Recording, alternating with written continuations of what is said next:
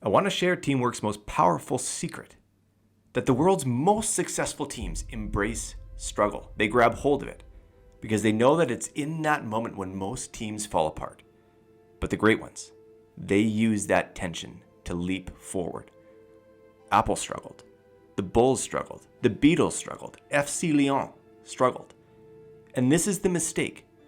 Teams are created to reach a final goal. That's the expectation. Yet few plan for the fact that at some point that goal will begin to feel unobtainable. And that's the secret. Your team is going to struggle. And when that happens, you can either choose to drift apart or embrace the struggle and actually improve. Here's an example, and trust me, there are many. In 2010, basketball legends LeBron James and Chris Bosh decided to earn their place in history as opposed to earning the biggest paychecks they could. In this fall, man, this is very tough. In this fall, I'm going to take my talents to South Beach and join the Miami Heat.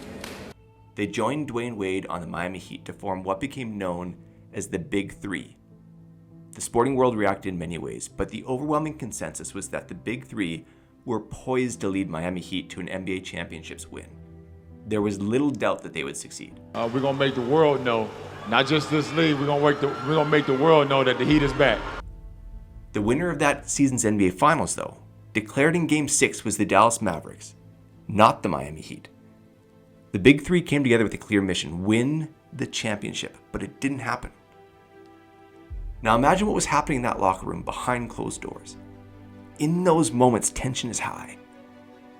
Think of it when you face it on your teams. Expectation is high. Then reality hits. You aren't on track. You didn't reach the goal. Fingers start to point. Frustrations mount. Teams have two options: fall apart or get stronger. For the Heat, Chris Bosh told me this. He said the team always knew the easiest thing we'll ever do is lift the trophy. The hard part is everything before that point. So we're down now, but let's get back to the hard work. You know, your team might surprise you, disappoint you, fall short of its goals. I'd say expect it, and expect that at those moments, they'll be disappointed by you too. It's not a shock. Teamwork is hard. The goal you're trying to achieve is hard. That's why you need a team. So how do you make sense of that hard? How do you reach the target? How do you win the game? How do you perform at the next level? You may think that your team has come across bad luck or didn't have the talent, but the likely truth is that all teams just get to a point where they struggle.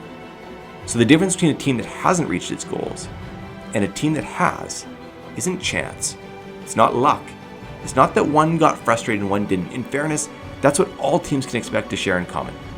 The difference is that one team used the fact that it was hard to work harder, and the other team drifted apart. In the Miami Heat's case, it actually seemed as though the individuals of the team were insurmountable.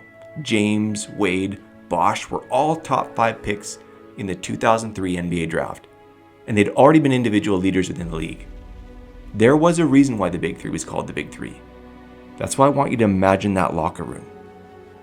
Do 3 individually great leaders point fingers or dig back in together? You see, in frustration, team members may narrow their vision, focusing only on themselves, their work, their output. They start ignoring the wider needs of the team. Think of your own team. Is your energy pointing inward on each other or outward on the goals?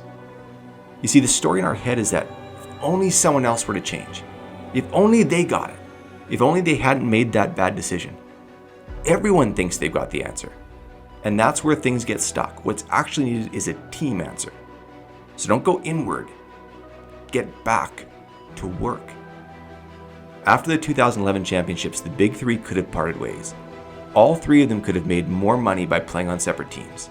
They could have redeemed themselves as individual players instead of the risk of falling short another season.